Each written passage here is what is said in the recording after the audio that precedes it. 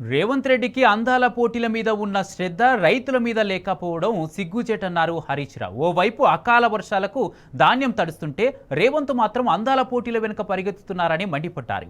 ఇప్పటికైనా సీఎం కన్ను తెరిచి ధాన్యం కొనుగోలు చేయాలని డిమాండ్ చేశారు. అందాల పోటీల మీద ఉన్న శ్రద్ధ రైతుల మీద లేకపోవడం సిగ్గుచేటు. ముఖ్యమంత్రి గారు అందాల పోటీల మీద రివ్యూలు పెడుతుండే. ఎంత గొప్పగా అందాల పోటీలు పెట్టాలన్నారు. అందాల పోటీలు కడుపు నింపుతాయా? దేనికోసం?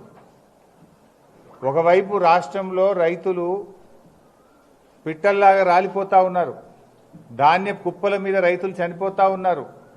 రోజుల తరబడి ధాన్యం కొనే దిక్కులేక దయనీయమైనటువంటి స్థితిలో రాష్ట్రంలో రైతులు ఉన్నారు. ముఖ్యమంత్రికి పట్టదు, మంత్రులకు పట్టదు.